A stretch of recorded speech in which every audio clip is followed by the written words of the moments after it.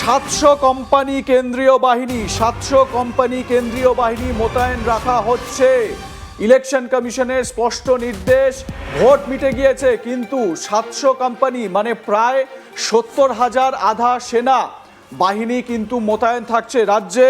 Vote পরবর্তী হিংসার ঘটনা যাতে না ঘটে, ভোট পরবর্তী অশান্তি যাতে না ঘটে, তার জন্য এই 70,000 আধা সেনা রাজ্যে থাকছে, এমনটাই নির্দেশ ইলেকশন কমিশনের।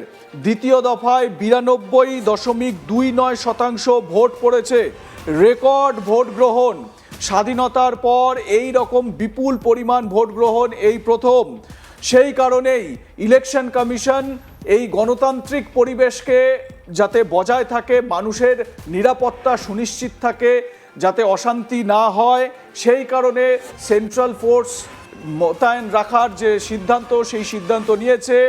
70,000 সেন্ট্রাল ফোর্স রাজ্যে থাকছে। এবং আপনাদের জানিয়ে রাখি, দ্বিতীয় পর্বের যে ভোট আমরা দেখলাম, দ্বিতীয় ফেজের যে ভোট আমরা দেখলাম, তাতে প্রায় 2.5 লক্ষ আধা সেনা তারা এই পুরো ভোট কন্ডাক্ট করেছে, মানে শান্তি শৃঙ্খলা তারা রক্ষা করার জন্য মোতায়েন ছিলেন। এবং এটা খুব ইন্টারেস্টিং ব্যাপার যে ভোট মিটে যাওয়ার পরে ভোট পরবর্তী সন্ত্রাস যাতে না হয় সেটা রুখতে, কারণ খুব স্বাভাবিক, দেখুন আমি কেন এ কথা বলছি তার কারণ পশ্চিমবঙ্গ সাক্ষী ছিল ভোট পরবর্তী সন্ত্রাসের। আমি ডেটাটা আর কিছুক্ষণের মধ্যেই আপনাদের দেব যে ভোটের রাজনীতি বা ভোটের দিনগুলোতে, ভোটের আগে বা পরে বা এই ভোট পরবর্তী সময়ে রাজ্যে কত মানুষের মৃত্যুর ঘটনা ঘটেছে সেই ছবিও আপনাদের দেব। কিন্তু 2026-এর এই বিধানসভা ভোট এই প্রথম দেখা যাচ্ছে যে এখানে কোনো লাশ পড়েনি, কোনো মৃত্যু ঘটেনি। শান্তিপূর্ণ ভোট বলতে যেটা বোঝায় সেই ভোট গ্রহণ কিন্তু হয়েছে আমাদের রাজ্যে। আমার সঙ্গে আমার সহকর্মী তাপস সেনগুপ্ত রয়েছে নিউজ রুম থেকে। আমি সরাসরি চলে যাব তাপসের কাছে। তাপস, দেখো ইলেকশন কমিশন আগেই জানিয়েছিল যে ভোট মিটে গেলেও তারা এখান থেকে যাচ্ছে না, সেন্ট্রাল ফোর্স উইথড্র করে নেওয়া হবে না। এবং আমরা দেখতে পাচ্ছি প্রায় 70,000 আধা সেনা ভোট পরবর্তী পরিস্থিতির জন্য কিন্তু মোতায়েন করা রয়েছে। এবং সার্বিকভাবে যে এই গণতান্ত্রিক সুষ্ঠু পরিবেশটা পশ্চিমবঙ্গে ফেরানো সম্ভব হয়েছে, সেটাকে আরও নিশ্চিত করার জন্যই কি এই পদক্ষেপ? আমরা জানি যে প্রায় 2,500 company central arm paramilitary forces deploy ছিল নির্বাচন চলাকালীন, এবং তাদের ডিপ্লয়মেন্টের জন্য কিন্তু সার্বিকভাবে বলা যায় যে নির্বাচন প্রক্রিয়া যথেষ্ট শান্তিপূর্ণভাবে সম্পন্ন হয়। এবং যেটা পরবর্তীকালে ইলেকশন কমিশনের তরফ থেকে জানানো হয়েছে যে 700 কোম্পানি সিএপিএফ অর্থাৎ সেন্ট্রাল আর্ম প্যারামিলিটারি ফোর্সেস এই আধা সেনাকে মোতায়েন রাখা হবে পশ্চিমবঙ্গে, এবং তাদের বিশেষ করে কিছু সেন্সিটিভ এরিয়া যেগুলো ভালনারেবিলিটি ম্যাপিংয়ে পাওয়া গেছে, সেই সব সেন্সিটিভ এরিয়াতে বাড়তি পরিমাণে ফোর্স রাখা হবে। যদিও সেখানে এবার ভোট চলাকালীন সেখানে কোনো গণ্ডগোলের খবর হয়নি, তবুও সেই সব ভালনারেবিলিটি ম্যাপিং করে এমন কিছু জায়গা তারা চিহ্নিত করেছেন সেখানে বেশি পরিমাণ সেন্ট্রাল ফোর্সেসকে ডিপ্লয় করা হবে।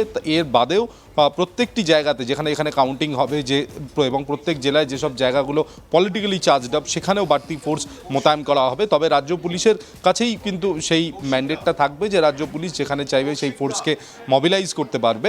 এবং এই বিপুল পরিমাণ ফোর্স যে ভোট পরবর্তী হিংসার যে একটা লেগেসি রয়েছে পশ্চিমবঙ্গে, আমরা 2021 সালে দেখেছিলাম যে মে মাসে যখন নির্বাচনের ফল প্রকাশ হয় তার সেদিন রাত্রি থেকেই চরম আকার নেয় এই পোস্ট পোল ভায়োলেন্স, এবং ভোট পরবর্তী হিংসায় বহু মানুষের প্রাণ যায় এবং বহু মানুষকে কিডন্যাপ করা হয়। এই ধরনের ঘটনা নিয়ে কিন্তু প্রত্যেকটি রাজনৈতিক দলই আশঙ্কা প্রকাশ করেছিল, বিশেষ করে প্রত্যেকটি বিরোধী রাজনৈতিক দল যেমন বিজেপি, সিপিএম, কংগ্রেস, তারা আশঙ্কা প্রকাশ করেছিল। এবং সেই বিষয়গুলোকে মাথায় রেখে এবং এই ধরনের ডিপ্লয়মেন্টের সিদ্ধান্ত নির্বাচন কমিশনের তরফ থেকে করা হয়েছে। তবে ঠিক এক্স্যাক্টলি কত পরিমাণ ফোর্স কোন কোন জেলায় থাকবে সেই নিয়ে এখনো কোনো বিস্তারিত তথ্য কিন্তু আমাদের কাছে নেই, সেটা কয়েকদিনের মধ্যেই চলে আসবে। তাপস, আমি একটু স্পেসিফিক ভাবে জানতে চাই যে সেটা হচ্ছে গিয়ে আমরা সেকেন্ড ফেজে দেখলাম 2.5 লক্ষ মতন, প্রায় 2.5 লক্ষ মতন সেনা ভোট মানে শান্তিপূর্ণ ভোট করানোর জন্য তারা ন্যস্ত ছিলেন। এই যে এটা 700 কোম্পানি কি অতিরিক্ত, মানে এই 2.5 লক্ষ সেনার আধা সেনার পাশাপাশি 700 কোম্পানি অতিরিক্ত আধা সেনা মোতায়েন থাকছে, নাকি মোট 700 কোম্পানি আধা সেনা মোতায়েন করা থাকছে? এই বিষয়টা যদি একটু আমাদের বুঝিয়ে বলো। দেখো স্বপন, মোট 700 কোম্পানি আধা সেনা মোতায়েন করা হচ্ছে, এটা কিন্তু অতিরিক্ত ফোর্স নয়। যে ফোর্স ছিল সেখান থেকেই 700 কোম্পানি ডিপ্লয় করা হবে এবং বাকি কোম্পানিগুলো যেখান থেকে এসেছিল সেই ব্যাটালিয়নে তারা ফিরে যাবেন, কারণ আভ্যন্তরীণ নিরাপত্তার ক্ষেত্রে তাদের সেই সব জায়গায় যোগদান করা অত্যন্ত গুরুত্বপূর্ণ। সুতরাং বাড়তি কোনো ফোর্স এই মুহূর্তে আনা হচ্ছে না। আমি আবারও স্পষ্ট করে দিই, 2500-এর সাথে 700 কোম্পানি নয়, 2500-এর মধ্যে 700 কোম্পানিকে থাকতে বলা হচ্ছে এবং বাকি ফোর্সগুলো তাদের নিজস্ব স্টেশনে তারা ফিরে যাবেন। আমি একটা ডেটা আমাদের দর্শকদের একটু তুলে ধরবো। তাপস, তুমি আমার সঙ্গে থাকো, তোমার কাছে আবারও আসছি। আমরা মানে 2006 সাল থেকে যদি আমাদের ওয়েস্ট বেঙ্গল বা পশ্চিমবঙ্গের ভোটের ডেথ টোলগুলো যদি দেখি, আশ্চর্য হবে। 2006-এর অ্যাসেম্বলি বা বিধানসভা নির্বাচনে 5 জনের মৃত্যুর খবর পাওয়া গিয়েছিল। 2008-এর পঞ্চায়েত নির্বাচনে 45 জনের মৃত্যু হয়েছিল। 2009-এর লোকসভা ভোটে 15 জনের, 2011-র অ্যাসেম্বলিতে 17 জনের, 2011 যে বছর পরিবর্তন হয়েছিল। 2013-র পঞ্চায়েত ভোটে 20 জনের মৃত্যুর খবর পাওয়া যায়। 2014-র লোকসভা ভোটে 7 জনের, 2016-র বিধানসভা ভোটে 8 জনের মৃত্যুর খবর পাওয়া যায়। 2018-র পঞ্চায়েতে 75 জনের মৃত্যুর খবর পাওয়া গিয়েছিল। ভয়ঙ্কর সেই পঞ্চায়েত নির্বাচন ছিল। 2019-এর লোকসভা ভোটে 12 জনের মৃত্যুর খবর আসে।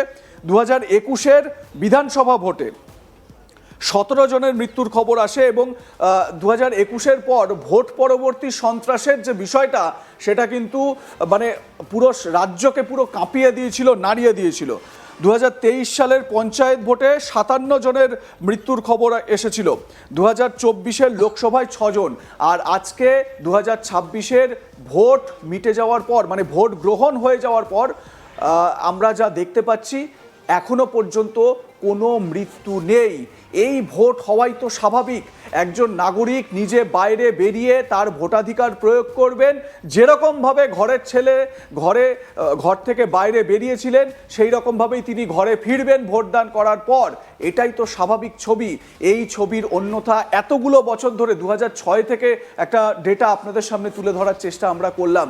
এই স্বাভাবিক ছবির অন্যথা কেন হবে?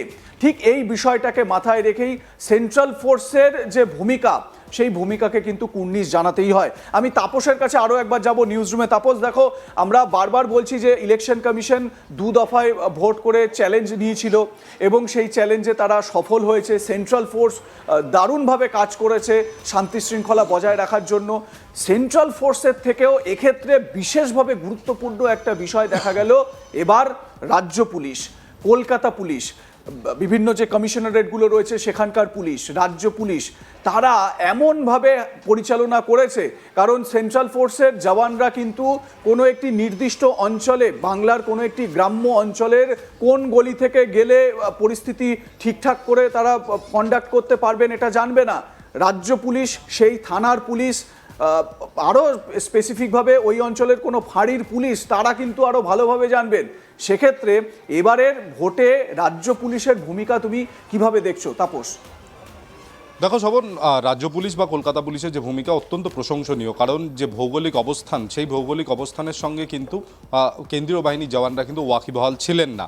তো সেক্ষেত্রে বিভিন্ন পকেটে কোন কোন জায়গায় যেতে হলে কোন কোন রাস্তা ধরতে হবে, কোন কোন গ্রাম বা ব্লক গুলো সংবেদনশীল, সেগুলো যখন চক আউট করা হয়েছিল, ভালনারেবিলিটি ম্যাপিং করা হয়েছিল, সেই দায়িত্ব কিন্তু প্রাথমিকভাবে রাজ্য পুলিশকে দেওয়া হয় এবং রাজ্য পুলিশের তরফ থেকেই কিন্তু এই ফোর্স মোবিলাইজেশনটা করা হয়।